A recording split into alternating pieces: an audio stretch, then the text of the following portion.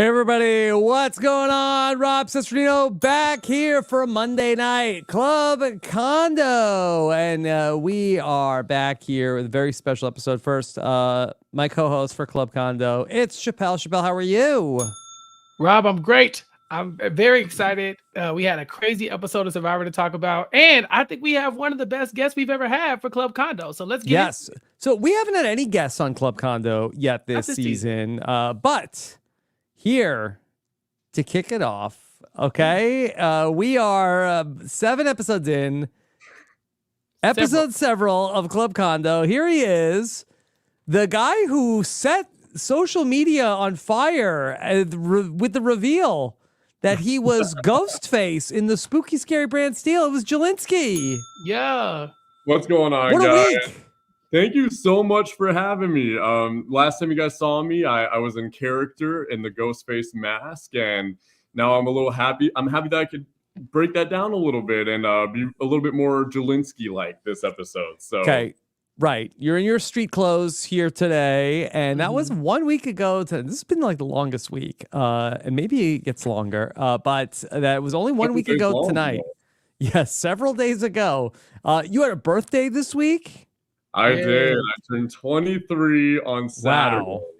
And I'm entering my LeBron year because, you know, LeBron's the GOAT and too many people say Jordan year. So entering my LeBron year, and I am looking forward to what that brings. Okay. All right. How's everything going? How are you doing? I'm doing good, Rob. And I feel like being on RHAP, speaking as a guest today, I feel like I really made it. You know, I feel like I made my mark. And even Chappell was talking a couple episodes ago about Rome. You know, you kind of want to be not even necessarily remembered as a character, but, you know, it's better to be remembered as a character than go out quietly. And I feel like being here today, especially y'all's first guest this season, I feel like I really made that happen. Yep. Okay. Well, we are thrilled to have you here to talk about what's been going on here as we're halfway through this season. Chappell, how you doing tonight? I'm great. I'm telling you, I'm feeling even better now that I know Jelinsky's going to be here. He's like an RHAP celebrity, and he doesn't do enough appearances here. You know, everybody was very excited to see him on our brand Still. Check it out if you didn't catch that. You know, not to spoil it, but it's been spoiled. We had a big celebrity guest with us, but also Jelinsky's name comes up on other RHAP podcasts. I think is he in the Zaddy calendar this year? We got to see a whole lot of Jelinsky. Yeah, I mean, I heard on an RHAP episode you guys were talking about my little monster. Is that true? It was your big monster, Jelinsky. Okay, don't be disrespectful to the monster. Yeah, on the match game. Yeah, back during the summer of Survivor. Just a quick plug for another slasher that shows up in a movie. Chappell and I earlier tonight recorded about the movie Time Cut on Nothing But Netflix. Very fun. I said Time Cut is Back to the Future meets Scream. It's the #1 movie on Netflix, and you can hear Chappell and I talk about Time Cut on the latest Nothing But Netflix earlier tonight. All right, so why don't we jump right in? And this is a great week to have you here, Jelinsky, on Club Condo, because we've got a lot to break down here at this hour, and including... Rob, the girls are fighting. They're fighting. The kids are out here at each other's throats. Breaking news are happening now. Okay, breaking news. Okay, I mean, not so much breaking news, exactly but today. Yeah, not today, but we've got a lot going on here in the Survivor sphere, because Jelinsky, for the first time since Survivor 46, we have Survivor beef on social media. We're not talking about Jelinsky in that Zaddy calendar. Yeah, Jelinsky is very classy in the Zaddy calendar. Have you seen it, Chappell? I went for a different look. Yeah, I try not to look directly at it. You know, put together in a suit, and if you haven't seen it yet, you got to go buy it. BryceIsaiah.com. Yes, I got the old one over here. Oh, you got not last year's. No, it's all out of date. You got to get. I mean, it's technically this year, I think, but I don't have it at the within arm's length. Okay. Yeah. But okay, all right. Jelinsky. All right. Your cast famously fought all the time on Survivor Twitter. Yeah, that's true. I feel like even a lot of the pre-mergers were in there. You know, me and myself and Jess, I know for sure, were up in there. So I'm no stranger to it. Okay. All right. So let's pick things up, and we have a slideshow of what's going on. Let's see if we could follow along, okay? And we'll start things off here. All right. This was Tiana, most recently voted out of the tribe. Okay, so Gabe started things off that he said, are they awake in Hawaii yet? Hashtag Aloha, hashtag Survivor, hashtag Survivor 47. And then Tiana replied, there's sportsmanship, and then there's this, keep Hawaii out your mouth. Okay.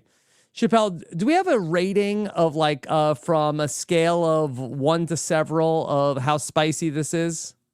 I don't know. So Gabe's initial tweet, it's bringing me flashbacks of Rome a couple weeks ago. Good morning, RHAP community. And I remember how I felt when I saw that. And I was not happy. I was like, what the hell, man? Like, we haven't done nothing to you, and you just voted out Asia. What the hell is wrong with you? Why are you coming for us? So I try to put myself in that same headspace and look at this tweet and say, yeah, if I'm Tiana, I'm probably thinking I'm a little spicy about this one, especially because that was Asia who got voted out. That wasn't even me. This is Tiana, who literally just watched herself get voted out, $1 million snatched from her grasp. Yeah, this is pretty spicy. I give it like not a several, but like a 5 point several. 5 point several. All right, Jelinski, what's your reaction to this? Man, okay, so watching the episode, I was heartbroken because I could obviously relate to being voted out in a horrific fashion. So seeing how crushed Tiana was, I could feel that through the screen.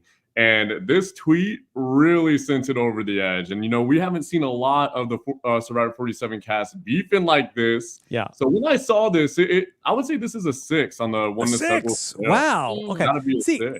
I thought that the Gabe tweet, I didn't think it was that unsportsmanlike. But this is almost like Chris Rock, Will Smith, where, Gabe is making a joke and Tiana's like, hey, keep my state's damn name out of your mouth. Slap. But look at that. Sometimes a joke is not a joke depending on how you receive it. And I think that if you're Tiana and like you said, are they awake yet in Hawaii? This is the first thing she's gonna see when she wakes up in the morning is this man talking trash about her. It's like she didn't ask for that. Maybe they have that type of relationship outside the game. Maybe he felt like, it's a little fun here and there, but having $1 million snatched away from you is gonna leave a bad taste in your mouth and can have you saying some wild things online, probably. Okay. All right. Let's go and go to our next slide. Okay. All right. Then another back and forth. Okay. So Rome had been the recipient of a Spicy Gabe post on Instagram recently. Did you see that, Jelinski? I did see that. Okay. And Rome says, the same way you're only comfy talking like this is in tweets and confessionals. With a clown emoji. With a clown emoji from Rome to Gabe, to which Gabe replies, maybe if you were only comfy talking like that in confessionals, you'd have a purple buff. Yikes. I think it's fun back and forth. When you're like, oh yeah, you didn't, but blah, blah, blah, it's in the game, this, that, and other. I think some of this stuff steps outside the game, and maybe that's where Tiana felt offended about the Hawaii comment. But this is probably common sense. If you're talking crazy to people on the island, saying things you shouldn't say, not tempering yourself, just talking without thinking and saying things in front of people you shouldn't say it, you're gonna get voted out. It's pretty much Survivor 101. You don't say everything that comes to your mind, or you might fall victim. And so Gabe's pointing that out. Also, Rome started this beef too. I believe Rome was the one who initially had said something about Gabe's challenge performance in his exit press, leading Gabe to then do his spicy post. And now we got some back and forth here too. So they're all mixing it up.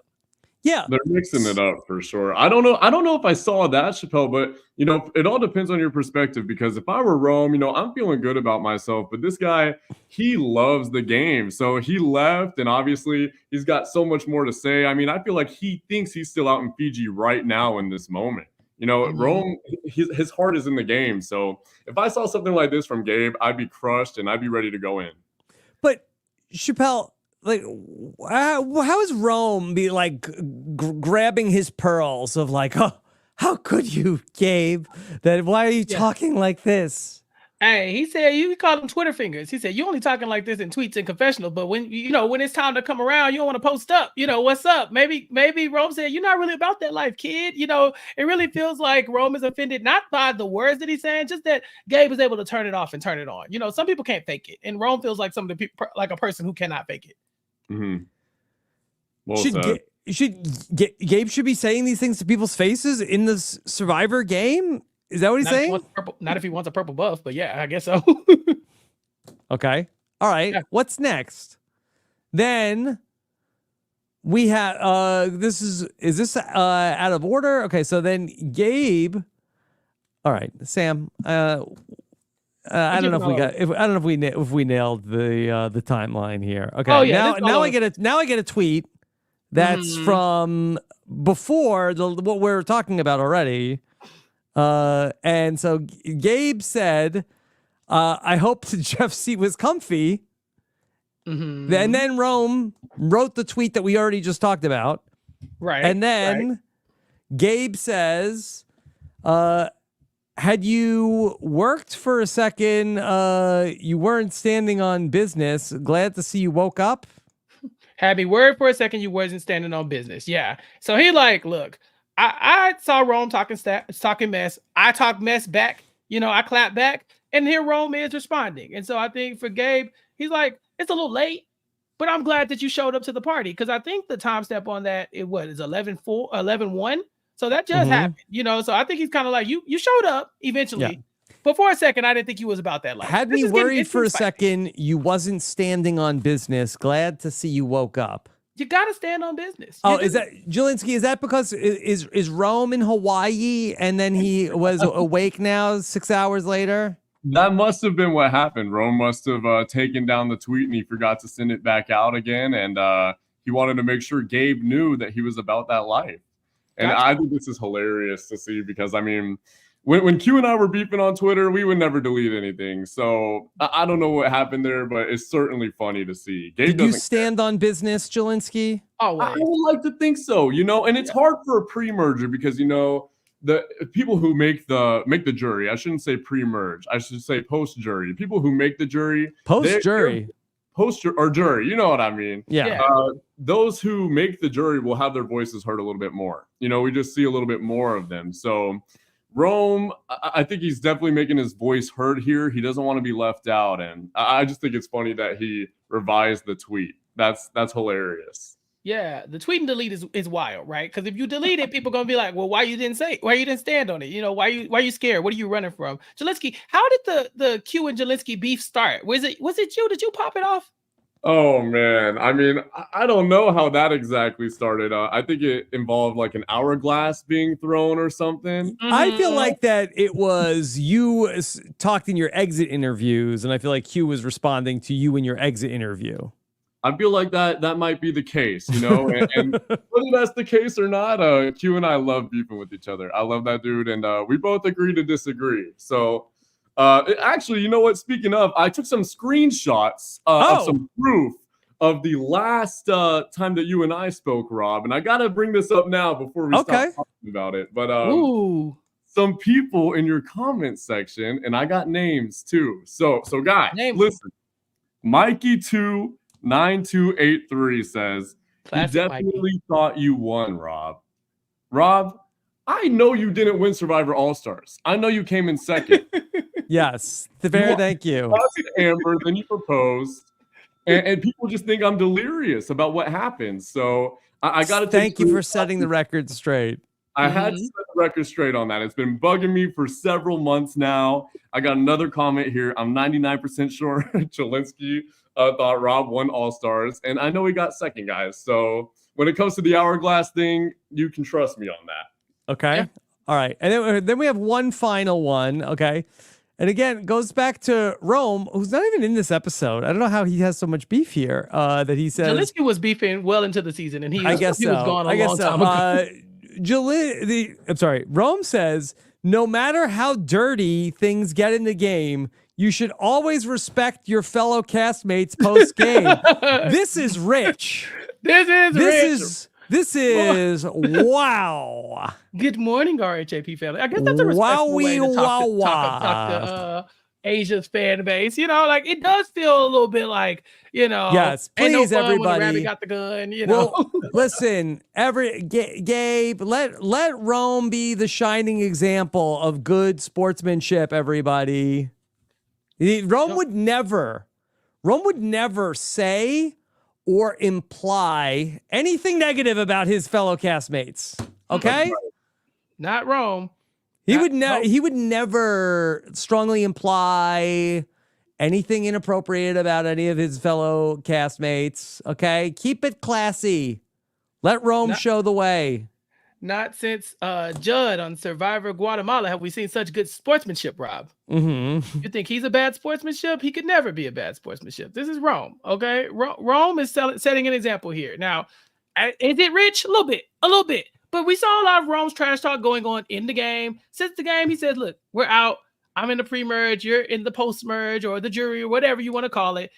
Leave us alone. You ain't got to pick on nobody. You know, it's tough to swallow these kind of pills. But I haven't seen any of Gabe's posts be like out of bounds in terms of like what he has been saying to the other players. I agree with that. I haven't seen anything personal. Even Are They Awake in Hawaii yet? It was like, I think that's like a 2 out of 7. It's not that bad. I think for Tiana, it is bad. You know, first of all, Hawaiians take Hawaii very seriously. I can't talk because I'm from Texas. Okay, we don't F around. If you hit me with a good morning Texas, hey, Kobe might pull up. You know what I'm saying? Like, so you got to really work on what state you're invoking. Well, Chappell, I didn't see Chemo get mad one time this whole summer. Yeah, well, I don't know if Chemo knew what was going on outside the house. You know, inside or outside the house, Chemo was just in there singing along, just having a good old time. Okay, what but about Tiana all the is good competitive. times they had? Yeah, look, exactly. All the good times they had in the Big Brother house. But on the Survivor Island, Tiana, she's competitive. She said, like, hey, the TK thing really didn't sit right with her because she's an athlete. She's used to competing. And most athletes, we understand. Good sportsmanship, shake your hand. All right, good game. You might not mean it, but you say it and you go on about your day. You start talking trash, we got to get out there. We got to stand on business. We got to say what we got to say. And then, you know, let the chips lie where they fall. And I think that's where we are now. You know, Gabe has said what he said, and now results may vary. People might not like it, but that's the type of player he is. He said he wanted to be Hans-like, Rob. Is this not the first step in the Russell Hans playbook? Yeah, I mean, it's the most like benign Hans that you can be. That's the best kind of Hans. Yeah. Benign Hans is my favorite Hans. I don't like Willie or Brandon, but benign, the other cousin, he's dope. Be benign. Yeah. Nothing wrong with this. Yeah. Jelinski, how do you feel about it? Is Gabe just wilding out on Twitter? Gabe's wilding out. And honestly, I remember seeing his cast introduction video and him saying, you know, I didn't know any of these people before I came out here. I don't care to know them afterwards. And he's certainly proving that point true. I think it's very on brand for him. He's just having fun. And I definitely understand Tiana's perspective a little bit more because, you know, that's salt in the wound that she just saw the episode and she's probably still healing from that. So I don't know. I would be curious to see all these people in a room together because I had no idea the beef was like this. I thought people were skipping, holding hands, and loving each other. I didn't think we'd see any shades of Survivor 46 in this cast, but I'm loving it, to be honest. Jelinski, do you feel like that the seal is broken and you feel like that we're going to see more and more of this? Once the seal's broken, it's not going to stop. I think that's for sure. It takes not that they're not big people, but it takes a big person to shut up. You know, like if you feel like your side is not being shown, you're going to talk about it until people understand you. So I think there might be a little bit more that we get to see here. Okay, let me just bring up one more piece of Twitter beef and drama, okay? David Bloomberg, okay, at the center always of a lot of Twitter drama, that he says he tweeted Rachel A. Lamont said on Survivor 47 that her rock draw was the worst case scenario, but I know for sure at least at Jessica Lewis 89 had a worse one. First TikTok of the day. David Bloomberg typically, he's like a 4 TikTok a day guy. This was the first TikTok of the day. And then Rachel clapped back and said, I mean, sure. However, Jessica chose to risk her life in the game by going to rocks while I had no choice in the matter. Signed, your first boot prediction. Kisses. David, get up. Get up, David. That's crazy. Get up, David.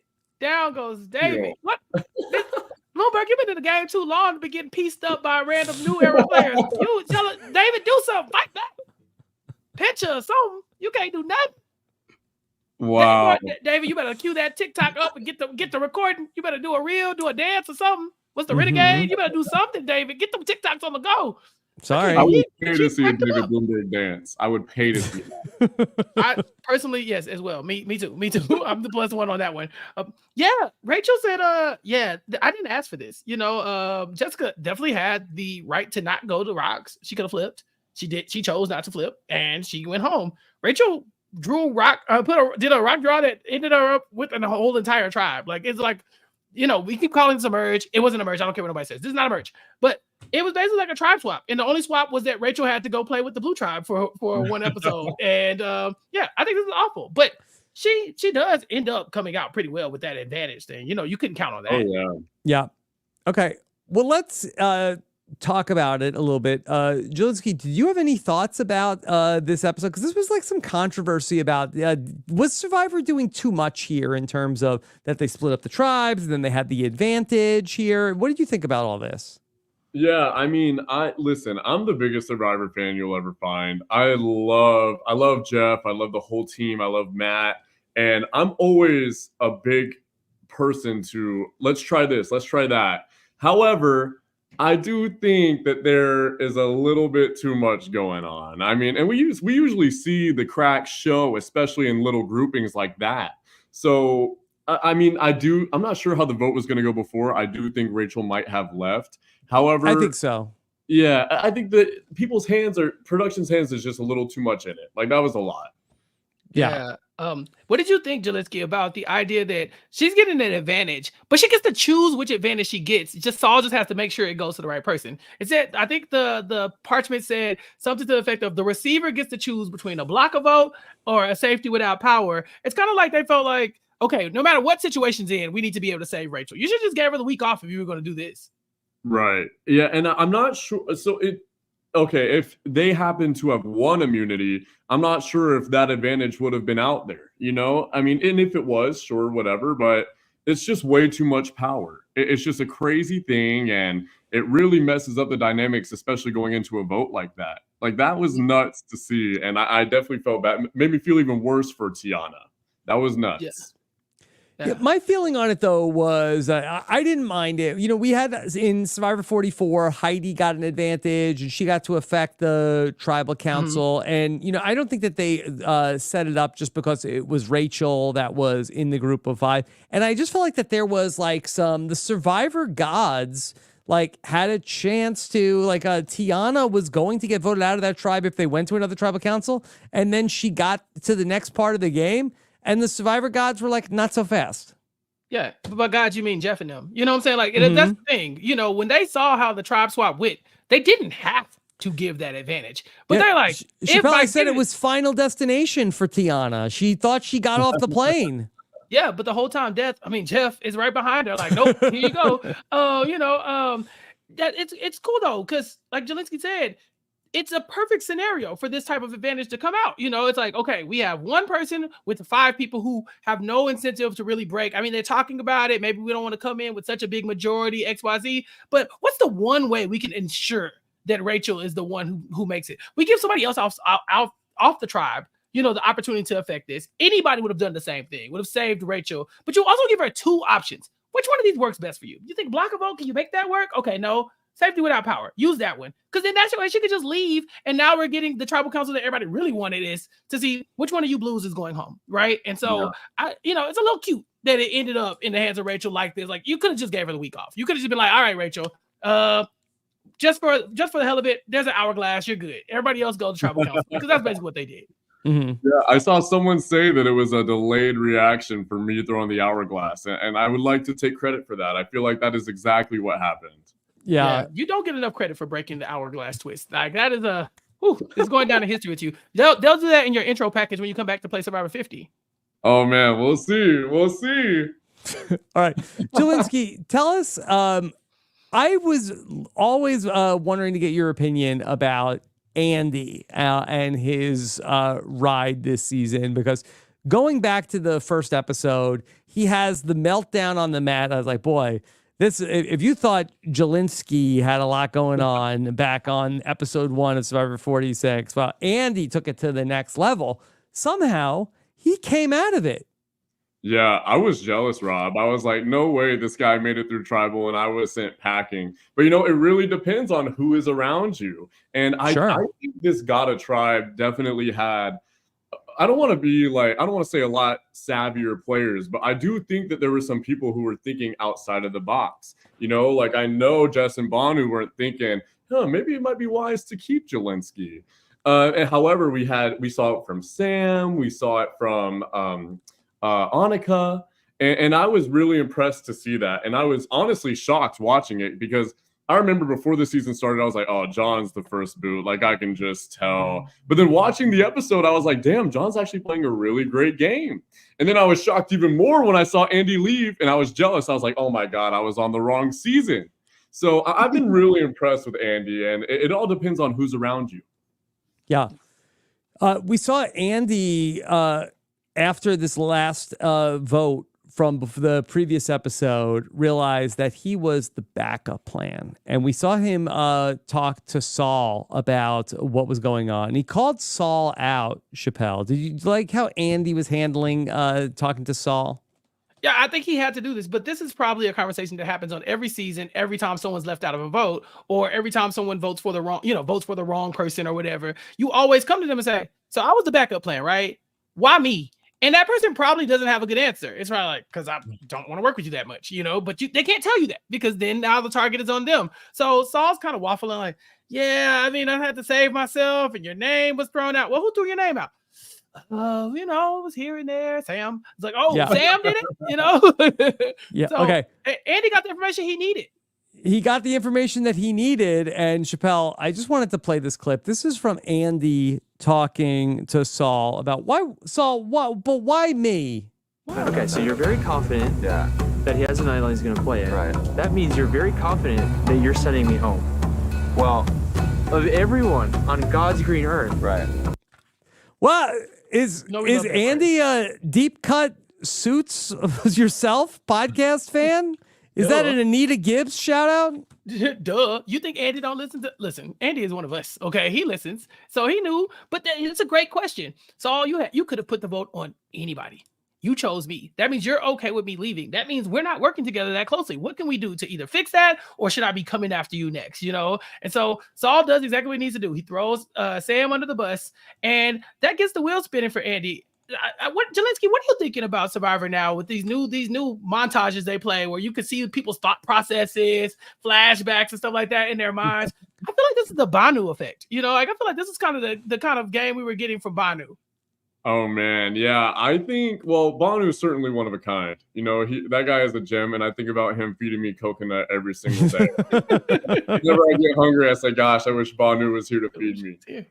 But I am a huge Survivor montage fan. I love watching it from a viewer's perspective, and especially for someone like Andy, who he started so poorly that it's almost better to have a start like that, because it really lets you maneuver however you want to maneuver. And you're playing balls to the wall 100% from the get-go.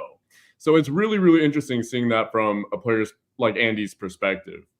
Yeah, Jelinski, I totally agree. I've been saying all season that Andy's at the bottom and he knows it. And a lot of people, like Rachel, she didn't know she was at the bottom until it was too late. You know what I'm saying? Like, same thing with Tiana. She thought she had a crew, and then she's like going out blindsided. It's better to know where you stand in the tribe. And Andy has always known that, except for the moments when he does it. But very quickly after, he figures it out, because next thing you know, we see Andy scribbling in the sand. Rob, he's got this whole plan where he's like writing people's name down. He's doing calculus again.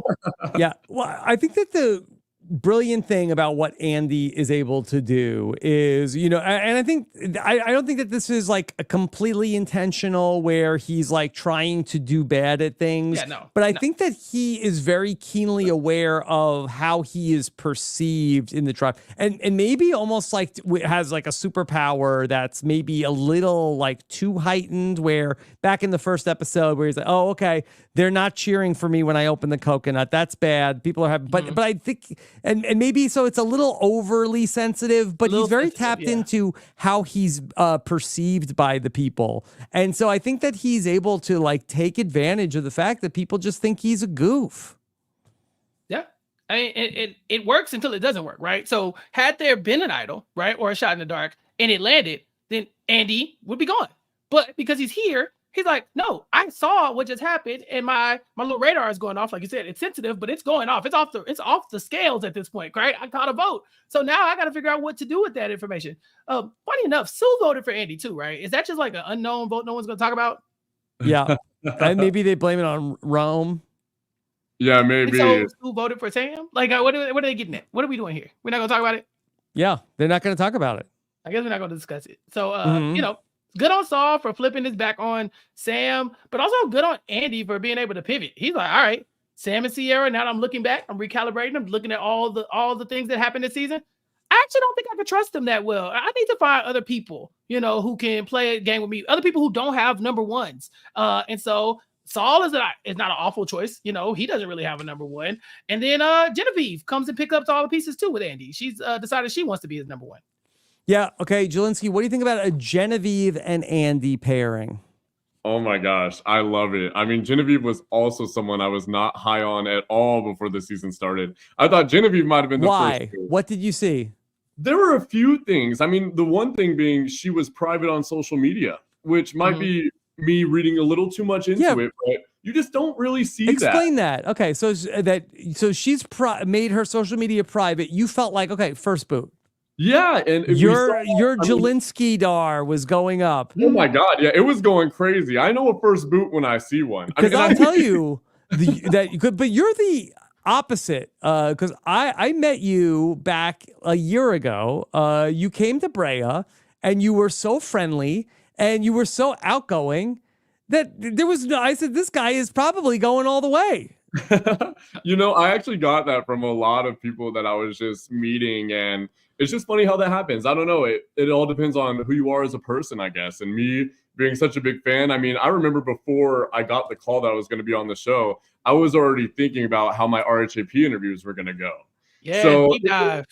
Yeah, exactly. I was ready to do a deep dive. I mean, I thought I was going to win the whole damn thing, actually. So when it comes to Genevieve and having her social medias private, I guess you just don't really see that. And there was a part of me, trust me, it's just not who I am. But part of me was like, man, I just want to delete social media. I don't want to ever show my face. I don't want to have a watch party. So that made me really think that, wow, Genevieve is going to be one of, if not the first out. And especially not seeing her in the first few episodes, I was like, there's no way she ever gets her footing in the game.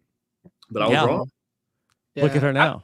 I met Jelinski the same day you met Jelinski, and I had different thoughts. But I was very happy that he did not. He knows. I was very happy though that Jelinski made a good showing on the show. As he knows, I'm also one of his biggest fans. I got his T-shirt. It's everything. I'm down. I forgot to. Where am I? Yeah. But Chappell, well, listen, I wore it yesterday. That's why I couldn't wear it today. Okay. Chappell, I love it. But you met Jelinski and you felt like he's not going to do well? I felt like he was too nice. I was like, he's nice. He's young. I think he just turned, 21, 22 at the time? Yeah. Like, this man is a baby. I can live with that perspective. He's a little too nice. So I was like, he's nice. He's young. He's a baby. I was like, this is going to be like, hey, this man, he's gonna get out here and he's gonna be playing with some sharks. Now we did not know that the sharks would be, Q and Tiffany and Banu, but these are big old fish, big old sharks that were coming from my boy. But again, he did the right thing. He didn't shut down his social media and go on private. He definitely he was a good sport about it. Had the watch party and everything. Was in the tweets, getting into the Twitter beef, did the interviews. He was a fun time, and that's why he's legendary, y'all. They kept talking about it throughout the season.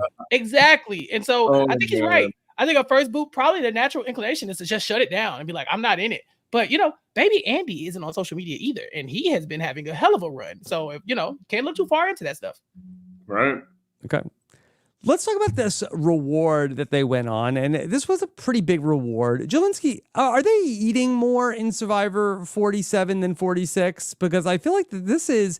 I know it's the new era, and I know that, okay, hey, we're not giving them anything, but just to give you the last couple of episodes here, we've gotten, okay, we had the Survivor Social, and then we had, after that, then there was the Mergatory, half the people got to eat then.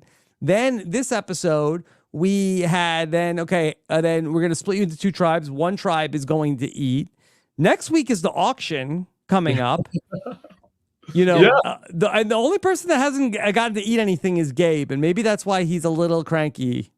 Maybe. I mean, and it's apparent, they're definitely getting fed a little bit more. And I feel like it's just something Survivor wants to try. They're trying it out, some more rewards, some more food. And I'll assure you this, no one ate more than me. I was out there eating every day. What did you eat? Oh my gosh. Well, I mean, considering I wasn't on the island for very long, I was having garlic prawns.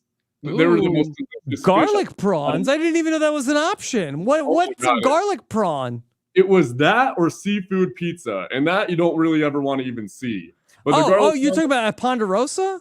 Yes, obviously. Okay. He was only on the island for 3 seconds. Well, I thought he made it sound like he was like eating a bunch on the island. That's why they voted him out. He was out there eating garlic prawns. They're like, he gotta go. God. I was a minute. See, and my mind was on the game so much, I didn't realize how hungry I was till I was on the boat. And that's just 3 days. Then I was having milkshakes every day. I had like 3 milkshakes a day to replace my venti iced white chocolate mocha from Starbucks, which I have 2 a day. But anyways, I'm getting on a tangent. Survivor's definitely providing some food to these people, and I don't think a lot of people like I don't care. Whatever. Yeah. I love a good I hate it. They should suffer. Jelinski, I have questions though. It's been a while. I'm pretty sure you off from underneath CBS's thumb a little bit. How much can you tell us about Ponderosa? What is it like when you were at Ponderosa, the first boot, and then you're like the mayor of Ponderosa? People are coming in, and you get to the point where, I mean, even Mergatory, people are still coming into Ponderosa, right? What is it, the atmosphere like as new people are coming? Oh my God. I mean, I loved it specifically because I wanted to hear everything that was going on in the game. And, I genuinely felt like I was still playing as people were coming through. So I think Jess being the second person to come through really helped me settle down because it gave me answers immediately. And she told me that she hated everybody, which made me like it even more. And it was amazing. I love seeing people come through. However, sometimes you did see someone come through who was super, super hurt.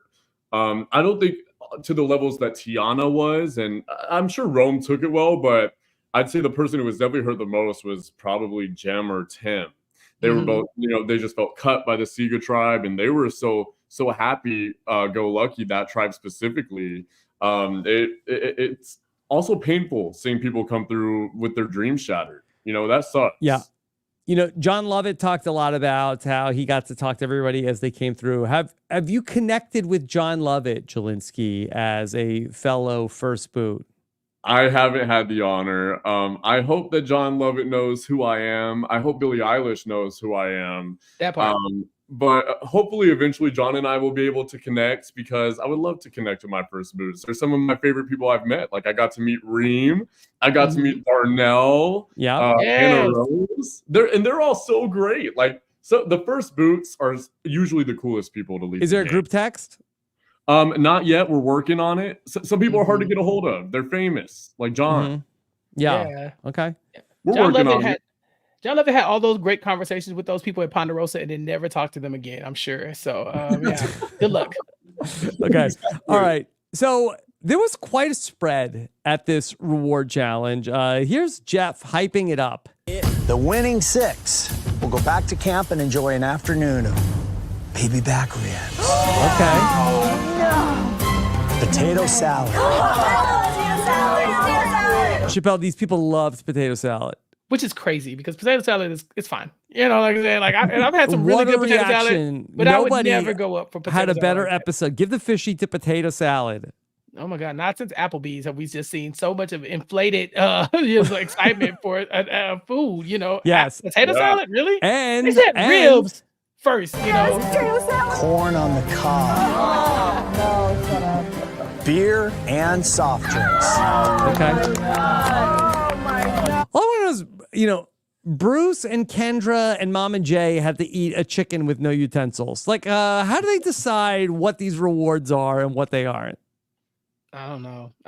Like, you say baby back ribs. Give them a rotisserie chicken, no forks. Right. But No everybody napkins, else gets potato nothing. salad, beer, soft drinks. And this is not technically the merge feast, right? This is something else. Something else. half of But these they had the people merch didn't fees, even yeah. do good at the challenge. I mean, some of these people fell out after 5 seconds. They get to eat. They just happened to have picked the same color rock as Kyle. I Rob, think be it honest. just depends on who Yeah. Jeff likes more. Or I think I'm that's sorry, what it as is. Teeny and Genevieve. Yeah, but be honest. Do you like this, Rob? Like, be real. I don't with me. care. So A just split tribal council or the reward? the way they even split the tribal council, Rob. It's I picked these random teams, right? It's a rock draw. You can get in the challenge. If you lose the challenge, nothing happens. If you win the challenge, you don't even have to win the challenge. You just have to outlast the other side, Sure. and then one of them will get immunity, but you won't get anything. Like Teeny and Genevieve, right? They were the last two standing. Period. Nothing happened. Like they don't get anything special. They go on the same reward as the person who went and dropped first. You know, like to me, I was like, it's kind of weird. I think you gotta incentivize people to want to do well in the challenge. I mean, don't get me wrong, getting the feast is some incentive, but don't I get anything for being like, I don't say the sole survivor, but there was 2 of us left. It doesn't bother me. This is a tough spot in the game in terms of what they want to do. Like I have said that I think that the solve for this is to go from 3 tribes to 2 tribes and have a couple tribal councils. If you want to split people up so bad, go to 2 tribes. We can have that for an episode or 2. The problem is they have like, you know, it's tough to make the show about like a 13-person tribal council, a 12-person tribal council. Usually you don't get that much exciting stuff. So I think that they try to say, okay, well, let's like split the baby in half and then we'll get at least a exciting vote out of a smaller group. But I just don't think that you need to try to work it so hard when there's a easier way to do that. Why did Kyle get the immunity idol? Why? He didn't deserve it. He didn't win. He came in third. Yeah. He came in third and he got the immunity. You know, it's literally like that meme of the guy on the podium that's like, gives the champagne and then pull away. And there's Genevieve and Teeny in first and second. Yeah, Right. with nothing. They didn't get anything. Saul got an advantage. Like, bro, why didn't they get an advantage? You know what I'm saying? Like, Kyle didn't even win the challenge. And then you send the blue tribe essentially with Kyle with the immunity, but he didn't need it. Like you could have just sent him without it. Like, Kyle, sorry, y'all are all going because you lost. You know, I don't know. I feel like it's too cute. Jelinski, how do you feel? Well, honestly, I put much thought into it, but what you just said, I agree with that. You know, he did not win the challenge, whatever. Like, I would have been much more interested to see everybody up for grabs that tribal council. And who knows? I don't know how the season's going to shake out. So Genevieve and Teeny, that could have been on their personal accolade list. Everyone has a Survivor bucket list, and just they might not win an individual immunity this season, and that could have been it right there. Yeah. You know, Jeff seemed very excited though about the random draw that ultimately resulted in this, and he was really hyping it after we got the schoolyard pick the week before, but we came back this week to the random draw, and Jeff seemed so excited about it that after we saw Rachel get in a very bad position, Jeff comes back and tells us this is why we need to apply for Survivor. Random draws are unpredictable. That's why they're so much fun. Apply to be on Survivor. Chappell, who's like, oh, you know what? That random draw, that is pretty fun. All right, get the phone. I'm making my tape now.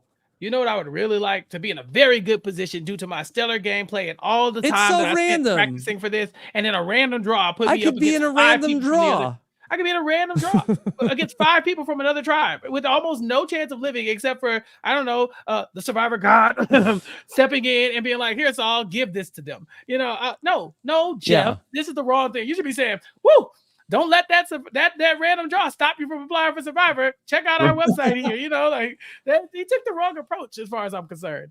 Mm-hmm.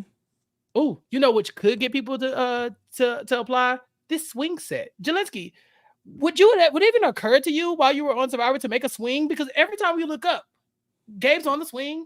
I think Deanna's on the swing. Yeah, I think Rachel's on the swing. Why is this a thing? Who doesn't love being on a swing, right? I mean, if I saw that Sweet Kenny K from Big Brother loves it. We love swingers. We love pineapples. Mhm. Oh my God, yeah. I didn't get looking for this. I was like, oh shit, yeah, you're totally right. Yeah. Breaking news. Breaking news. Sam's a pineapple guy. Yeah. And Gabe's a swinger. Oh, yeah, Listen, yeah. we're learning out so much about these people. I love it. I also have a I don't know. I'm still trying to figure out how I feel too about them having the split tribal council as well as the split, like the tribes going to different islands. I think it'd have been cool had they gone to the same beach. Despite having to, only half of them having to, vote. I think that if they went but to the it's same coming. It's just like they're making you wait. Like they're like trying to stretch it out. Like again, there's still 12 people in the show in this week. Next week you're gonna have 11. They shouldn't have merged then. They shouldn't have been lying to us about this. Well, Survivor 50 for me, one world this thing. Put them all on the same beach from day one and just say go. Every episode you're on a different tribe. We're just gonna random draw this thing until we get down and see what happens. Because at this point we're running out of time. You can't merge at 16. Random draw? Random draws are unpredictable. That's why they're so much fun. Apply to be on Survivor. That's so much fun. That's why. Apply. Yeah. That's not gonna keep anybody from applying. Yeah. Okay. All right. So everybody is split up, and we see it's the Tuku tribe plus Rachel. And, this is a tough spot for Rachel to be in. Jelinski, did you see hope for Rachel prior to her getting the advantage? Oh, absolutely. And in fact, I remember looking back thinking, oh, yeah, they don't like Tiana anyway. Like, they already have beef. I thought she was going to be out immediately. And that actually surprised me with Gabe, how easily he went along with just voting out Rachel. That didn't seem very Gabe-like to me. In fact, agree. I thought he would have tried a gun for Tiana. He mentioned it a few episodes ago already. Sue and Caroline are tight with him. So I was very surprised by that. And I thought Rachel had a really good chance of breaking some cracks right there. Yeah, that's a good point. Because Chappell, that Caroline seemed like very much aware of like, hey, okay, even if we go back with the 5 of us, they're going to vote out Gabe. Gabe did not seem to be super tapped into that line of thinking. No, for Gabe, he knows at least one person on this tribe has actively tried to get him voted out, and that's Tiana. Sue has run back and said, "No, when we had our little charcuterie meet and greet, your name was when it came up." So for him, it's like, sure, I might get voted out if we come back and we're 5 strong, but this lady's okay with me going right now, and I'm not okay with that. And then who's the decoy plan? He tries to float Caroline as the other option, like, for Caroline, she don't even believe him. Yeah, but. He was going to vote out Rachel. He was not going to vote out Tiana if they just had Saul not play the advantage on Rachel. Do you think he was going to stick to that though? I think so, because that and I wish Sam, could we get the picture of the Jim Halpert face that he makes when he hugs Rachel? Like so he's making a face to the camera, breaking the fourth wall. So he's definitely lying to Rachel. So I think he was just trying to get Rachel not to play her shot in the dark so he could vote her out. Which is wild. It's very wild. Like you would think, like he said, you would think Tiana would just be right there, like a sitting duck. But that's what I thought too. And I really thought that what was going to happen was Rachel was going to go back and tell Gabe, hey, Tiana was saying vote you out. And what? That's it. Yeah. That I'm done with Tiana. Her dreams are over. I'm taking her out. And it didn't seem like that's what he was trying to do. Like, here's the picture of Gabe hugging Rachel. This is not the face of a man who's about to keep his word to Rachel and vote out Tiana. That's real. Yeah. No, good point. It's wild that you would make this face and then Rachel's still there, though. That kind of sucks. Right. It's like this is your big moment. She doesn't know. Yeah, but this is your big moment, right? Like if you're in the edit, this is supposed to be like your master stroke. Like, look at Gabe. He's always got a finger on the pulse. When they come back, he's got to be like, oh, Rachel, why'd you leave? We were voting out. We were voting out Tiana, and Tiana's like, well, I thought you told me we were voting out Caroline. Like, oh, yeah. Well, we needed your vote for that. Then we had to vote out Tiana because you weren't there. Does Rachel really have to leave? Couldn't she have gone and just sat on the bench with everybody else? I think that would have been more fair. It is a little weird. She had to go home by herself, Jelinsky. Yeah. I would have really enjoyed that, watching Rachel watch the tribal council. I didn't miss her presence there. And I don't know what Gabe was doing there. I was confused about that. Yeah. All right. So this Tuku tribe, they have to go to the tribal council and they have to talk about what is going on here. A couple of interesting quotes. We spent a lot of time at tribal council. Okay. First, Kyle is asked about Rachel's situation here in the tribe. She did her job trying to find cracks and may have found some, and and she did her little wiggle. Okay, she did her wiggle in the crack. Yeah. Who doesn't love a little wiggle in the crack? Oh, that's where Saul put his advantage when he found it. Just flipped it, wiggled it right down into his crack. Chappell, you don't think that they took the paper that was in Saul's crack and then gave that to Rachel, right? Do you think that they had 2 pieces of paper? Yeah, someone was typing furiously away at the typewriter, while this was happening. Like, he just put in his crack. Oh God, I gotta get another one to print it off. We just typed this when we saw the tribe swap. Yeah, we just typed this up. What are you doing? Putting that in your ass. Mm-hmm. Yeah. Jeff asked Tiana about what's going on here with this tribe. Tiana, I find it fascinating that you have 5 Tuku members, all maybe independently thinking, how could I use Rachel? You really just put our pickle on blast, Jeff. You really just put our pickle on blast. That's what RHAP did to Jelinsky.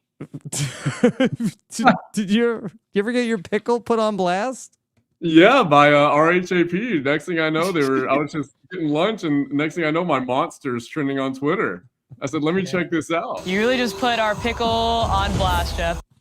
I was so proud of my boy. I said, look at Jelinski getting the spotlight he deserves. Pickle on blast. That was the name of the episode. You put our pickle on blast. That was not the name of the episode. Stop lying. That's the name of the episode for real. I think it was. You just made that up. Stop playing with me. You put a pickle on blast. I'm not joking. You put the pickle on blast. That is not a no. Stop it. Yeah, pickle. Our pickle on blast was the name of the episode. Mm-hmm. What made her think of that too? I've never heard a saying like that, and I'm all for making sayings. Yeah, that was just outrageous. Oh, yeah. I want somebody to put my pickle on blast.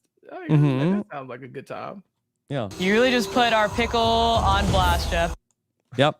Okay. Which is Full tilt boogie. Yeah. Full tilt boogie. You just put our pickle on blast. And then earlier in the episode, they tried to put Sue's pickle on blast. Wait, Sue, they told me, I can't believe you don't play pickleball. I'm like, being a tennis player. I have played it, but it's not. I play racquetball every day. Jelinski, you play pickleball? I've never played pickleball before. Yeah. But I'm sure I'd be amazing at it. Yeah. Chappell, was Sierra trying to low-key age shame Sue by saying, Sue, you must play pickleball? Well, Sue's the one who leaned into it because she said, no, girl, I play racquetball. I said, whoa, that's a different bracket. Okay. Pickleball is for a person of a certain age. Racquetball is right above that. One of my mentors plays racquetball to this day, and he's about 81. And he's been doing it for a long time. I think it's evolutions to this. Jelinski's too young for pickleball. I think Sierra was getting, she's like, okay, so you 45 pickleball? She said, nah, racquetball. I was like, ooh. Okay, that's one of them. That's like a shuffleboard, Yeah, that's right shuffleboard is up there. Jeff asked Rachel about her situation. All right, so Rachel, for you this afternoon, the subject line is easy. Vote, vote, vote. I'm a vote. This is like my Gmail inbox right now. Text messages, all kinds of stuff. Yeah, leave me alone. I already voted. Damn, Kamala. Yeah. Yeah. Hey, it's me, Rachel again. Just want to remind you, vote, vote, vote. I be texting back. Leave me alone. I'm about to take my vote back. Leave me alone. Tribe is spoken, Rachel. Yeah. Right. God. Hey, it's Tiana. Help put our pickle on blast. Oh, yeah.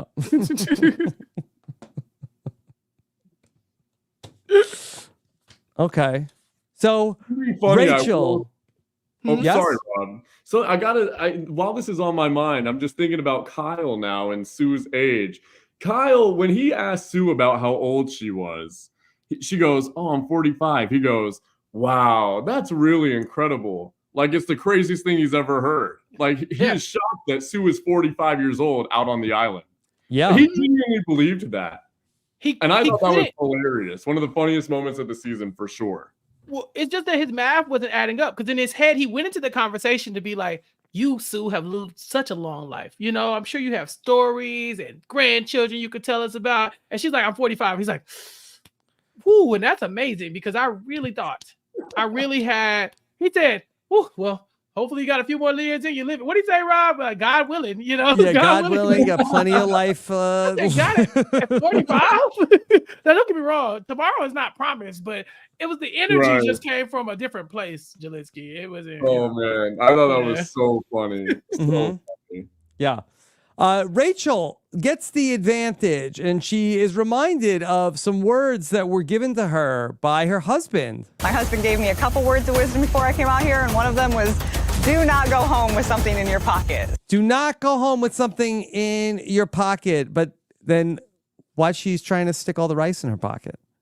She wasn't going home with it, Rob. She tried to eat that today. You know, it wasn't a souvenir, Rob. They was hungry. That lady was hungry. I have a real issue with this as well. I guess I'm just gonna complain on this episode of Club Condo. Bear with me. Go for it. You know, they watched your season, Jelinsky, and they said these people are just not using these advantages. We're going to make it impossible to not use our advantage. So not only are we going to put you in a situation where you have to use it, we're going to give you 2 options of which advantage you can use, and we're going to say you got to use it tonight. So when Rachel says, screw this up. Yeah, so when Rachel says, I don't want to go home with something in my pocket, like, yeah, because you can only play this tonight. What reason would you have for not using this? Like, what could you possibly gain from being like, I think I'm gonna sit. Well, Rachel was an alternate on Survivor 46, so maybe she just wanted to pay homage. And, what were the vibes like, Jelinsky, for Rachel? I loved Rachel. I thought she was amazing. I remember this one moment in particular. For some reason, all of us were in Ponderosa, and it just started downpouring rain, and she was outside. So she had to run through the rain while all of us were just watching her. We were watching her for about 5 minutes until she ran into the shelter. It was just absolutely the funniest thing ever. Hard rain. Like, I'm the freaking alternate. I'm getting rained on. Exactly. Maybe she just has bad luck. She's like, I get rock drawed to the team of all other people. I guess the Saul sends her advantage, but then David Bloomberg is picking on her. Yeah, maybe. I mean, hey, maybe her bad luck happened in 46 and 47's turning around. Mm-hmm. My friend gets blindsided. It's not the worst luck. You know, she could have been on Survivor 46 and then she'd hate our entire cast. Mm-hmm. Okay. All right. So Sue ends up I'm sorry, not Sue. Rachel ends up leaving the tribal council, and then they have to decide on what to do. Jelinski, what were you thinking about Tiana as, you know, she's talking to Jeff, and then everybody else is just talking behind her back? It was a hard watch, and I was actually surprised at how cool Tiana was keeping her head during that moment, because if I heard people talking behind me, I would have immediately shot up and tried to do something. Yeah.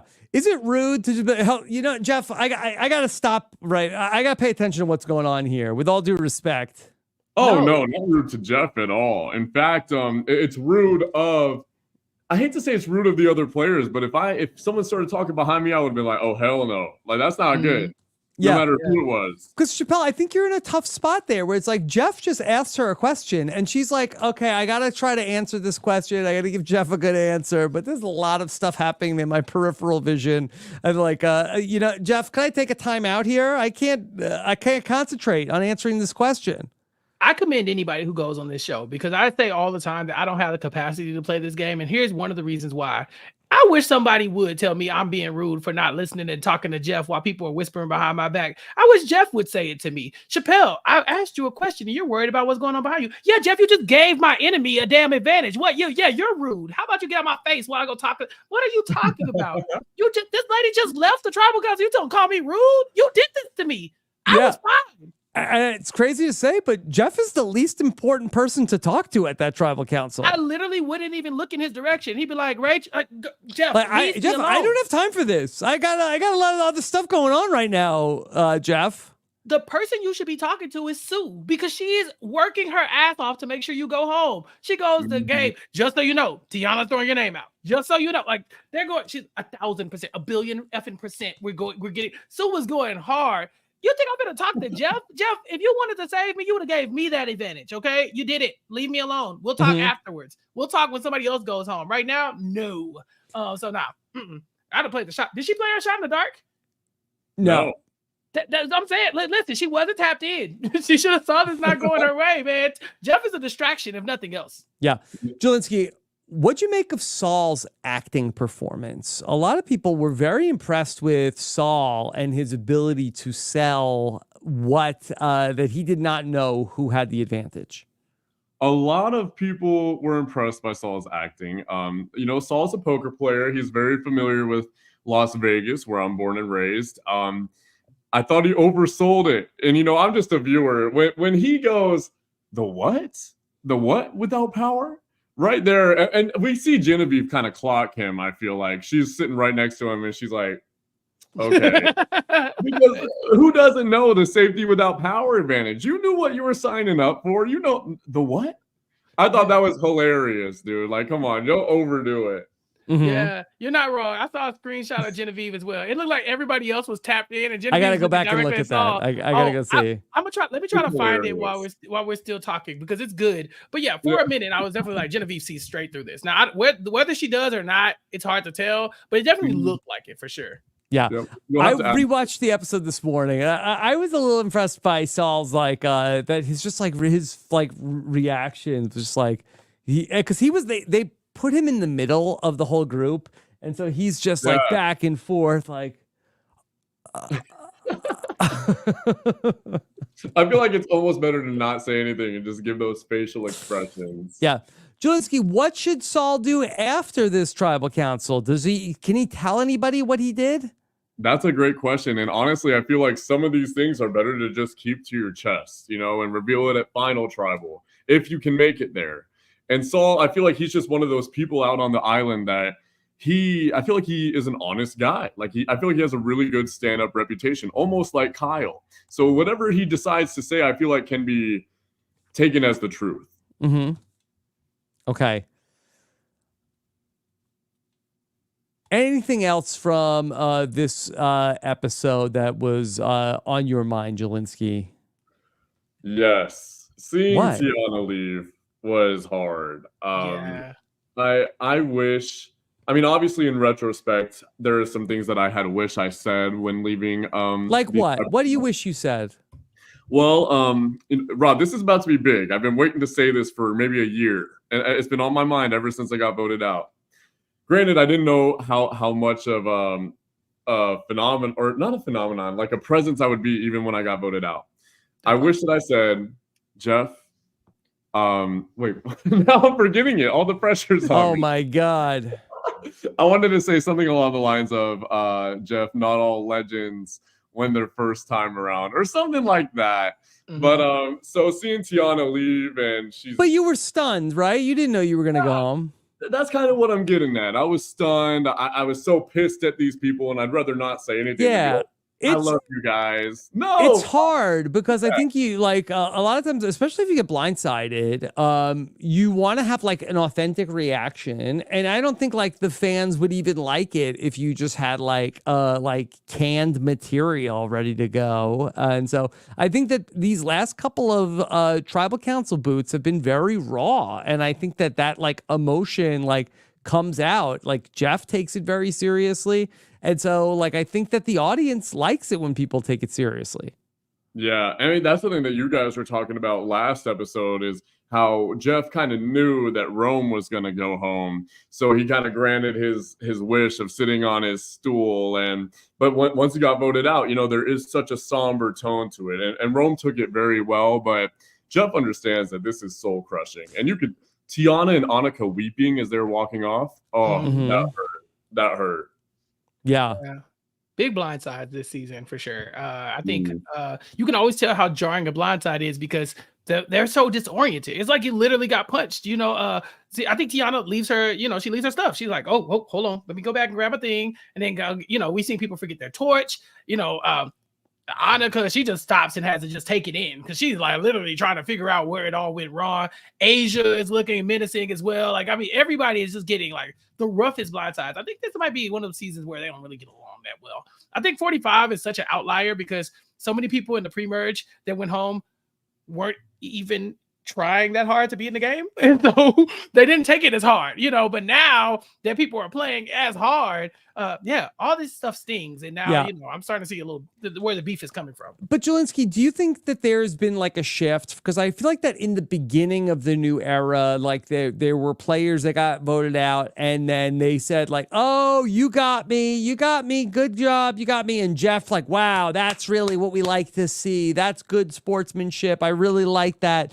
And now that was more common. And now people are like really in their feelings. Do you feel like that is it a coincidence, or that's where the show wants it to go? Well, I mean, that's how you do it on Survivor. Yeah.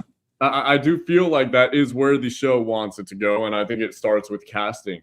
I think a lot more fans are being on the show these days. And not that, I do think New Era, there's a lot more fans, but now specifically, you can see everyone's playing with their hearts in it. And I feel like the viewers are really eating it up. I mean, I know I am. I love seeing people invested in the game and then seeing their dreams get crushed. I mean, that's what happened to me. And, I hated watching it, but I love watching it for everybody else. And I hate to say it. It's interesting, though, that after these blindsides, I used to talk about this on the Evolution of Strategy. Like sometimes, like it used to be on Survivor, you'd have a big blindside, and Jeff would kind of like chastise the contestants a little bit of like, well, that's a funny way of showing that you have loyalty to this group. Looks like it's going to be a long night for you all back at camp. Like he would come back and like say something like that would sort of be like, well, that's you guys have a lot of issues to work out in this tribe. But so he doesn't like editorialize it, but he also doesn't ever like after a big blindside give them like now that's how you do it on Survivor. Like he doesn't like applaud a blindside either. Like I used to say like on like Mortal Kombat where you'd be like excellent, like flawless victory. He doesn't give that either. It's just interesting that he doesn't like editorialize at all. Like, okay, well struck. Yeah, that is interesting. And I do feel like that's kind of where the direction of the show has gone. Blindsides speak for themselves. He likes it. Say it again? He likes it. Oh, I'm sure he loves it. Oh, yeah. I feel like there's almost something more of not saying anything at all. If I were Jeff, like it's so loud, a blindside afterwards. But I do kind of miss a nice little salty comment every now and then. And honestly, that's something that I haven't even realized until you just brought it up. Yeah, he doesn't do that anymore. Yeah. Okay. Yeah. I think we have a picture of Genevieve's reaction. It's not the best one, but I think we have one. If you check the private chat on the Sam, share me the picture, the screen share or whatever of the photo. Did Genevieve know what was going on here? Let's see. Just look at her face. Look at Saul. Like, come on, Saul. Stop it. Naughty. She definitely like, bitch, please. Like so. I feel like Saul is looking so straight ahead. That he looks so suspicious. Yeah, he looks so suspicious. Are you leaning towards it being Saul, Genevieve? And the scales be tipping. Still tipping. Even yeah, it does. That screenshot again. These screenshots could be taken in whatever order. Blah blah blah blah blah. These moments could have been seconds later or whatever. But it's still a good look for Genevieve as somebody we know is a shrewd player. And yeah, she's looking at him like, I don't know about all of that. So yeah, maybe he's not doing the best acting job. I mean, it also looks like he's the only person still acting like he's confused. Look at the rest of the tribe. Andy looks fine. Sam's fine. Teeny kind of looks amazed. But Saul looks legitimately like, huh? Yeah. He's doing like when Danny did, Jeff, can I do De Niro face? Oh, no. You're gonna... Yeah. It's like he's off. At least try to act engaged in the moment. It's like he's still, so safety without power. What is that? You're going to safety me without power? Huh? Okay. It was Halloween this week, Jelinski. I know you were Ghostface, but another member of Survivor 47 posted their costume on the app formerly known as Twitter. Here's Annika. Annika says, featured in these photos, 2 things Sam never originally gave a chance. Annika and pineapple. Cool. Here she is. Well done. Yeah. pineapple onesie is dope. I'll take it. Yeah, there you go. So, but I don't know that Sam maybe didn't want to give Annika a try, but officially. Breaking news. Sam's a pineapple guy. Who knows? Yeah, maybe. I don't know how Sam does, but Survivor Second Chances. Maybe Annika will be given a second try by Sam. We'll see what happens. Okay. All right. And then some other survivors were out here.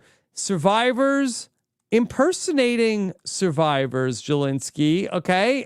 Here's a little flavor of Survivor 46. Here is your friend and mine, Mariah Gaynor, says, hello, it is I, Applebee's loving rumored billionaire Liz Wilcox. I can't spot a difference. I really Dressed can't. like Mariah for Halloween because yeah. To a T. She did so good. I saw this and I didn't even realize it was a Halloween costume. I was just like, oh, there's Liz. Yeah, there's Liz back in her Survivor garb, phoning it in.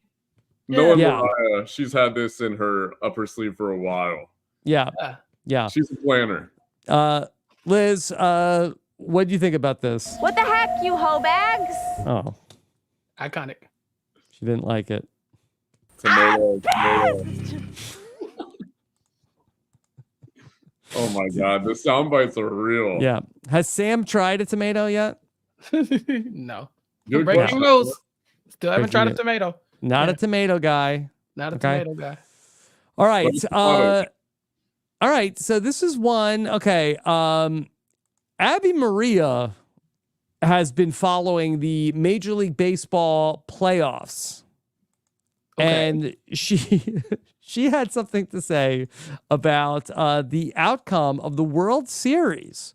Okay, the Dodgers just defeated the New York Yankees in the World Series.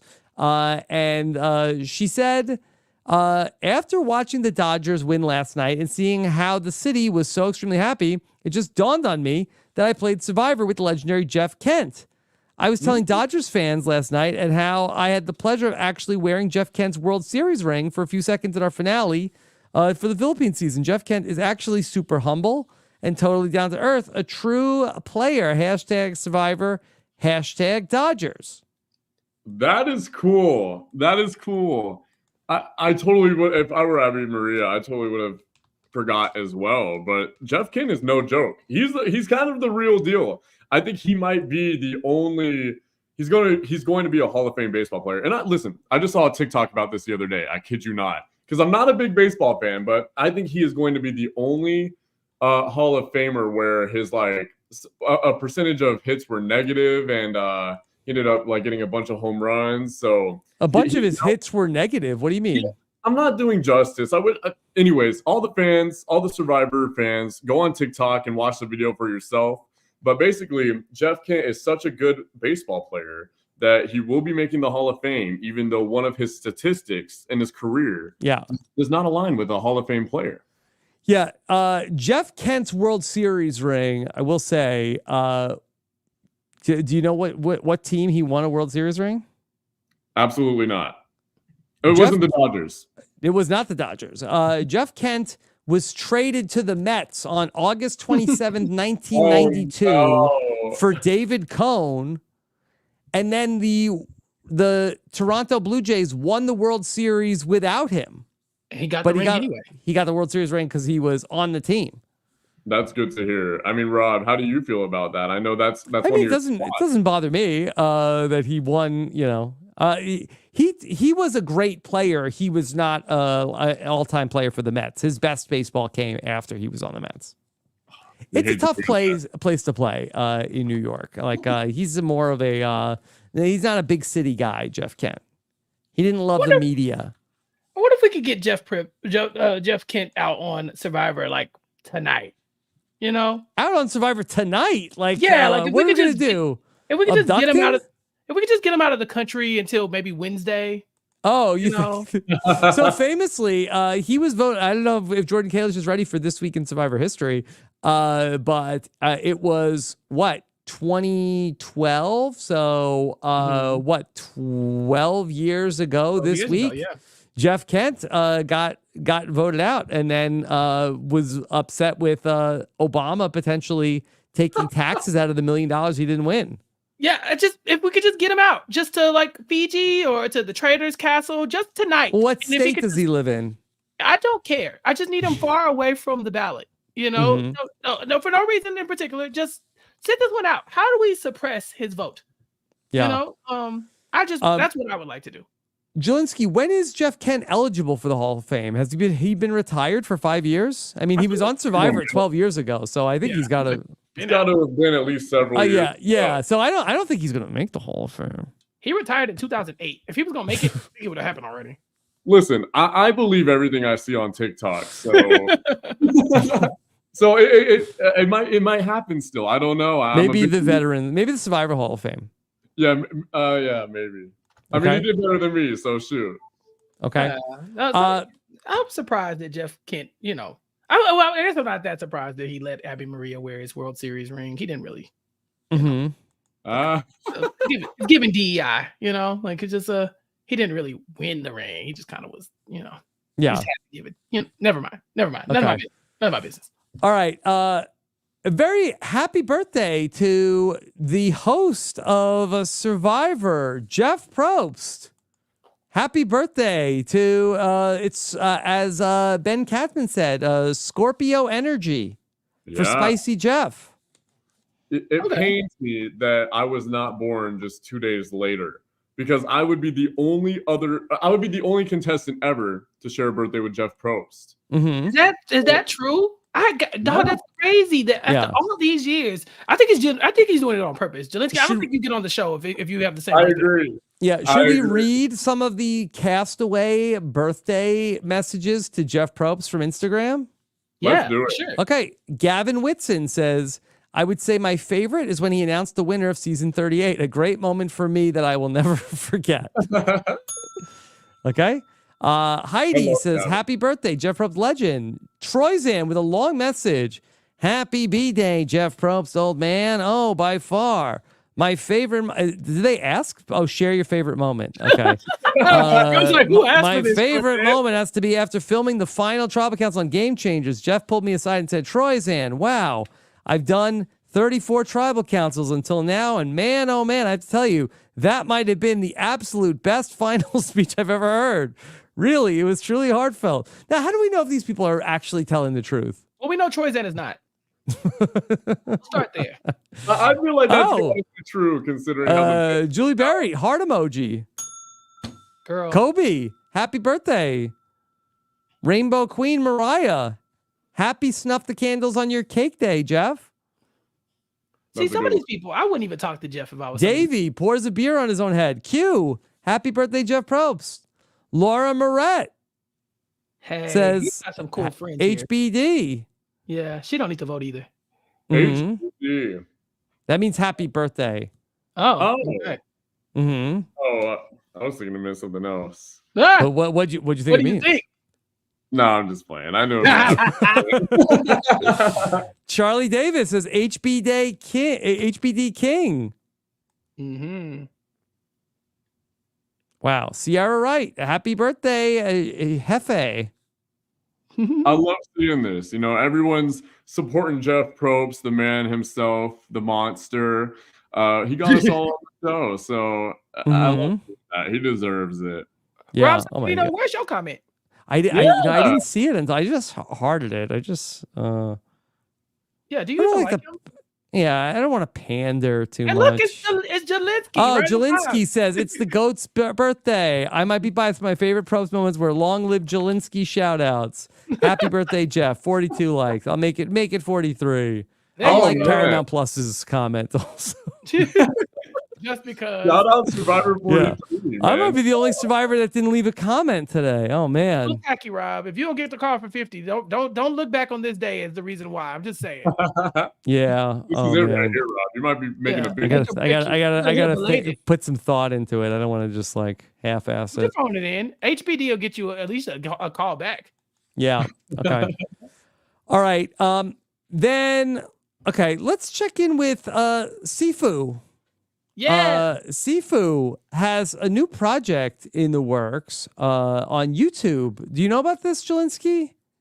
You know what? I feel like I do. Sifu is very vocal on social media. I feel like I've seen a thumbnail. He shows up a lot on the Survivor Know-It-Alls to post in the comments after the episode. But Sifu says, November 8th, I'm launching a new competition show on YouTube called Sifu Games. I did this as a fun way to get back to couples.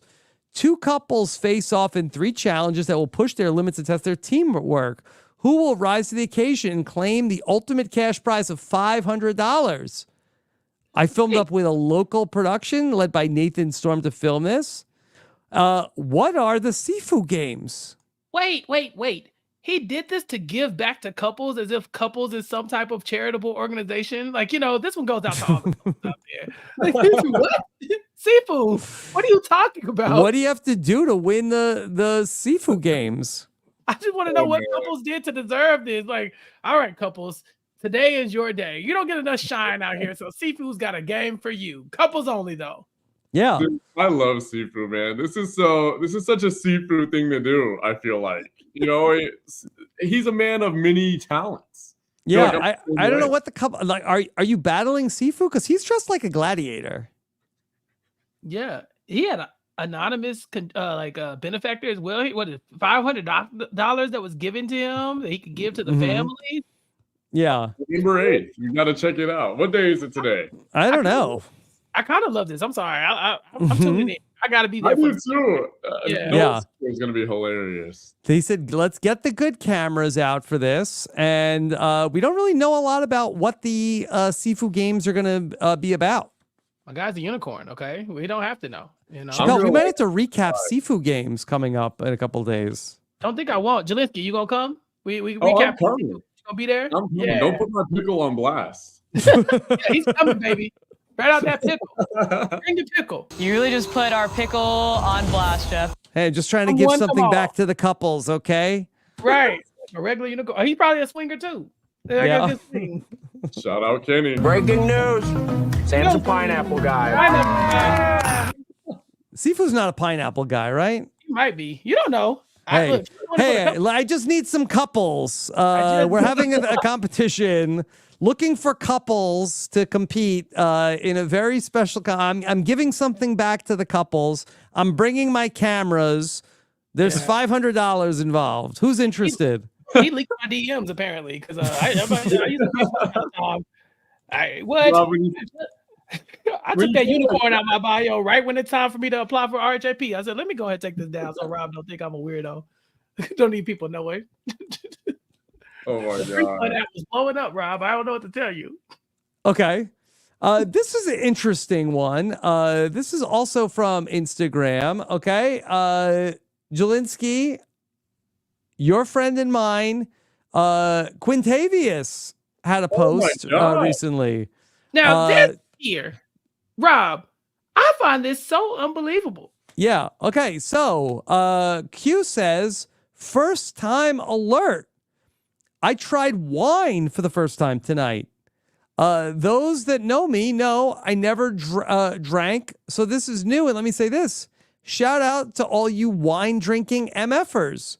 This crap is rough, tough, and I don't know whatever else to say. Why are my insides hot all the way down to my stomach? The taste made me frown like no other. Chardonnay was the first choice, and that's where I'll stop. I tried it and obviously don't like it. The room is moving slow now. Big mistake. You shouldn't have done that. And look at the first comment. 20-year-old Sammy Leotti is like, I'm dead, bro. Yeah, I hope Sammy has no clue what this man is talking about. Yeah. That is hilarious. I see him tomorrow. We're hanging out. I love that. Jelinski, did you know this? Does Q not drink or he doesn't drink wine?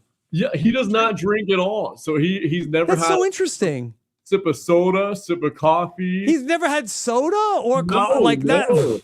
Yeah, I remember trying to have some conversation with him during the sweat task, and he said, "No, I don't do none of that." So I said, "Okay, no doubt." And then we go out to eat together. He was in Vegas for a conference recently. He was a speaker, and he's a very picky eater. He's got a very great diet, and I mean that's why his body looks like that, man. He's the temple. His body's a temple. That's exactly what he told me. You know what? I actually have some more Survivor news. For my birthday, I tweeted, for all I want for my birthday is for Q Burdett to follow me on Instagram. And yes, he did. Okay. Hey. Okay. Made a mistake. Yeah. Jelinski, now I can see his notes, and they're a little bit scary. Jelinski, you a big wine drinker? You know, so Jelinsky didn't drink a lot of alcohol even after he turned 21. Okay, I'm not a big, wine alcohol guy, but I've recently dipped my toes in the alcohol world. And, Yes.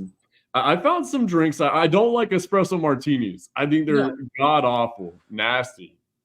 But you know, I'll drink a glass of wine every now and then. Anything LeBron does, I follow. So red wine. Okay. Okay. Not an espresso martini guy. Absolutely not. It's like the pickleball thing. You're just a little too young for it. But once you get to a certain age, right when you're about Sue's age, the espresso martini's gonna start hitting. Yeah. Fake age, not real age.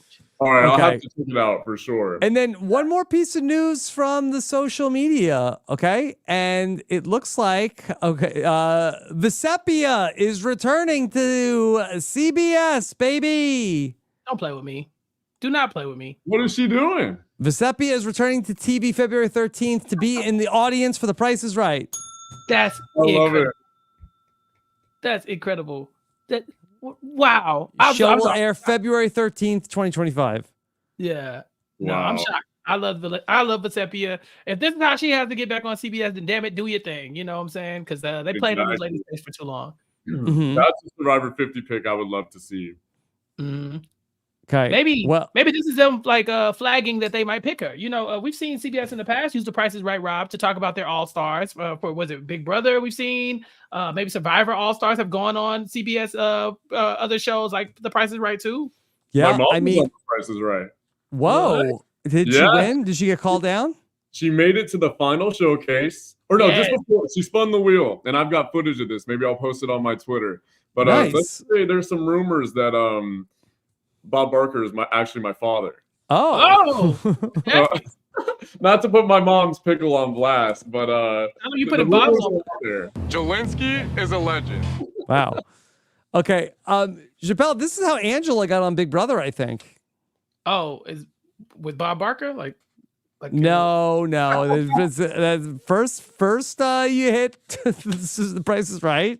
Oh, okay. Well, I just didn't know where you were going with that. I was like, first you hit. I was like, yeah, and then you quit. And I was like, but no, I got you. She went on Price is Right, and then 17 other shows, and then she ended up on Big Brother. So yeah, maybe Deceptive will be back on Survivor. I'd love to see it. Mm-hmm. Okay. All right, Chappell, anything else on your mind about Survivor? No, we covered everything. I think I'm very interested to see what happens next. Obviously, we got a lot of players left in the game that I'm really invested in. We might actually get a merge. That would be cool. So I'm very We have excited. the auction coming up. Yeah, but are they going to merge for it, right? Or are they going to keep playing in my face? You know, that's what I would like to see. Also, they saw the auction happen last time, right? They saw the 45 auction. So yeah, I want to see how that plays out now that they have the new auction rules. I don't know, Rob. The auction rules that we used to have, they got kind of stale. We started playing for the advantage. Everybody wants to hold their money, but these new rules are like, nah, you don't want to be the last person with any money left, because that could be a problem for you, as we saw that it was for Bruce. And so hopefully we get something a little spicier than that this time. Yeah, Jelinski, what would cause you to go all in at the auction? Ooh, that's a great question. Maybe a venti iced white chocolate mocha from Starbucks. I'm a very simple man. I've already had 2 today. So. A venti iced white chocolate mocha with no whip. With no whip. Mm-hmm. Yeah. Wow. that's my drink right there. Venti ever since I was iced like 8 years old. white chocolate mocha. Have you guys ever had one? I've had the white chocolate mocha before, but I don't like iced drinks. I like my coffee hot. But you drank 2 ventis every day. Here's a fun fact. So since I got back from Survivor, y'all saw I'm a very skinny guy. But out on the island, my resting weight was like 160 pounds. Yep. I weigh 220 pounds at this moment. Well, Okay, I was Big going to Daddy. say, Chappelle, do you know how many calories are in a venti iced white chocolate mocha? He's drinking 40 ounces of chocolate every day. Like, Yeah. let's be very clear. That's 600 calories in one. Jelinski. Oh my God, it's got to be more. Maybe several. How big are you now? You're getting swole on me, boy. Man, and also the brewskis don't help. Now that I've dipped my toes. Right. Yeah, you dipped your toes in red wine. Now all of a sudden the beer. See now you trying to sell us a dream, Jelinski. You've been out here on the brews. That'll do it to you every time. Survivor 50, I might look like Big Tom. I don't know. Hey. At the rate we're going. You need overalls. Yeah, I mean that might. Maybe they could sell that to the old school fans. Like, hey, everybody, Big Tom is back. I found the fountain of youth. It's called the Starbucks Venti Iced Chocolate White Mocha. Oh my God, I've heard good things about Big Tom. Good things. Yeah. They're gonna start calling you Big Jelinsky soon. They might. My big monster. Anyway, Big monster. They call you Big D. The new Big D. Maybe, yeah, maybe. Yeah. Yeah. Your new nickname might be Venti Iced White Chocolate Mocha. I could live with that. A glass of water and with some flavor in there. I love it. You might have to hit one of those strip clubs on the Vegas Strip to to really utilize that new name. Right next door to me where I work, not to give away where I work or nothing, but it's a strip club. I kid you not. Vegas, born and raised, right there. Okay. Mm-hmm. Yeah, you at this point, Ice Mocha might have to hit the pole. Yeah, I love it. I love it. Who knows? Hey, anyway, I can scavenge some money. I mean, I was voted out first on Survivor. How's your cameo business doing? Okay, so I mean, I'm glad you asked, Rob, because I love making cameos for my Survivor fans.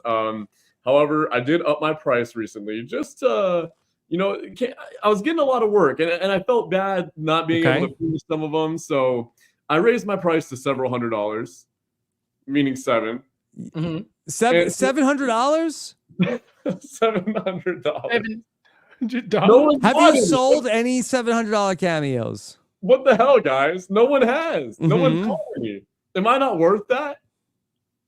I mean, I'd do it if I had it. I just ain't got it like that. Thanks, Obama. That's what I'm thinking it is, too. That's what I'm thinking. I think if people had it, they would do it. So we can't afford it's a tough economy. Tough economy. Yeah, it's tough out here, man. When people complain about the inflation and they see the Jelinsky $700 cameos, like they're like, see? We all got to make money somehow, y'all. Come on. What's Sam showing us here? Jelinsky $700 cameos.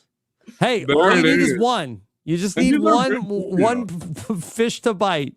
Right. That's all it takes, man. I need one fish to bite, and then I'll be on top of the Survivor leaderboard. Maybe try a different website. Maybe try something where you could put your pickle on blast. That's another possibility that I've thought of. I'll say that. Speaking of inflation. But I got to stay in the good graces with CBS, so I don't know. We'll see what happens. Maybe when I'm several years old. Okay. How has this is just me and you talking. The call. I know your phone been blowing up. People thinking you going about 50. Has the pre-gaming started yet? Ooh, there it is. That sounds deafening. All right. Silence is deafening. People are interested in what's going on in Jelinsky's life. That's what I'll say. But I mean, to answer that question, I'm just selling slot machine parts. People are like, hey, Jelinsky, can I treat you to a venti white chocolate iced mocha? He's easy. Yeah, it didn't take nothing. I'm easy, man. Exactly. I wish I was out on Andy's stride because people need to keep me around, man. I'm an easy guy to please. Yeah. It's not hard to put my pickle on blast. All right. So we will be back on Wednesday night for the live show. Christian Ubicki is going to join me after the episode to talk about everything that's going on at the auction, what new wrinkles they might have in store for the auction, and everything else that happens this week on Survivor. Jelinski, what's coming up for you? Not much. I've been thinking about making some TikToks, so keep an eye out for that. What will you TikTok about? That's a great question. I kind of just make videos of whatever comes to my mind. How to beat the slot machines? How to beat the slot machines? Yeah, exactly. That's what that is something I do want to do. I can provide a little bit of advantage play. Who doesn't like watching a little bit of slot bonuses? You know, who doesn't love that? Hey, if there's anything Survivor fans love seeing, it's advantage play. Exactly. Well said. And if you want a Survivor slot machine, hit me up in my DMs. I've got them. Right now, my list is Johnny Fairplay and then anybody else. He's number one in line, though. Rob, I feel like it would make sense for you to have a Survivor slot machine in your house. You know, I just feel like that makes that sounds. What does that run, Jelinski, a Survivor slot machine?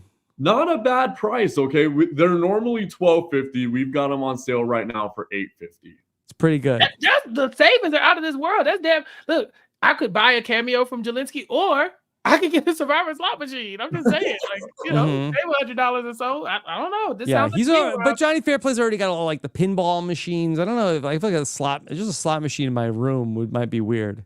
Hit me up, man. No, everyone needs a slot machine, Rob. Everyone needs a slot machine. Okay. Yeah, sure. Make some money at the live shows, wheel it out on stage while I'm up Exactly. Yeah. How heavy is a slot machine, Jelinski? That one's pretty heavy, and that's an older cabinet. It depends. The older ones are like, and I'm talking ones that are this tall. Those are like 250 pounds. The one I'm referring to is probably 200. The newer games are easily 400 pounds. They're no joke. Yeah. But come on, man. Right. Okay. Right. That's you could squat it. Also, I didn't even think about that. I weigh 220 pounds now. No, but we got machinery. It's easy for us to do. However, Rob, I know you're in North Carolina, right? Yes. So we would don't reveal my address on the podcast, though, please. I won't. That's just for the patrons. Yes. We'll ship it to you on a pallet, man. Easy peasy. And I'll FaceTime you. And if you ever have any problems, I'll get you hooked up. Chappell, you too. You let me know. Chappell, you want a slot machine in your garage? Hell yeah. I need to get a garage first, though. Let me get a garage. I promise. I'll give you several dollars off, too. That's a deal. I love several. Several is a good number for me. Yeah, let's do it. Because several $100 off. Let's talk. Let's talk. Yeah. We got to go out to Vegas, and then we'll go play craps with Jelinski. Like, come on, several. Let's go. What are we doing here? We need an RHAP show in Vegas. Talk about it, Jelinski. We got him. Jelinski, but here, I'm worried about that we could lose Chappell. He's too valuable. What? He's too valuable. Wait a minute. I'll keep an eye on Chappell. He's gonna keep an eye on me, Rob. Jelinski got me. Vegas is the place to be. All I'll say is, when the NBA decided to come here just once for All-Star Weekend, they said never coming to Vegas again. Yeah. Did anything bad happen? No. A few things happened, but however, things change. They're thinking about bringing a whole team here now. So, come on, Rob. Come on. You heard it here. Jelinski got me. If Jelinski got me, man, we gonna be all right. That's all I'm saying. We're gonna be all right. Think about it, boss. That's all. All right, we'll think about it. All right, Jelinski, what else is coming up for you? That's it, man. Just chilling, being with family, and enjoying my time out here in Vegas. Maybe getting shredded, if I decide to. Getting shredded. Wow, look at living the dream. Exactly. Chappell, what's coming up for you? Nothing. Sitting here talking to you, hopefully every week about this Survivor show. I don't know how we're gonna follow up this Jelinski episode of Club Condo. This was a great one. Yeah. Yeah, this was so much fun. You can also catch me on Recap Kickback. We're talking about fun stuff over there. Young Thug got out of jail, and I'm doing a whole little breakdown of it with Mara this week. We're also talking about some other good stuff over there. Abbott Elementary. We wrapped up our Walking Dead coverage, all on Recap Kickback. Check it out and subscribe to the podcast. Go subscribe right now. RecapKickback.com/subscribe. Okay, and then I mentioned Chappell and I just spoke about Time Cut over on Netflix, so check that out. Got a News AF coming up with Danny and Tyson on Tuesday. We posted a Big Brother interview with Tucker, America's favorite player, as well, all at robhasawebsite.com. Thank you so much for joining us for Club Condo. I'll be back on Wednesday night with Christian. Take care, everybody. Have a good one. Bye. Bye, guys.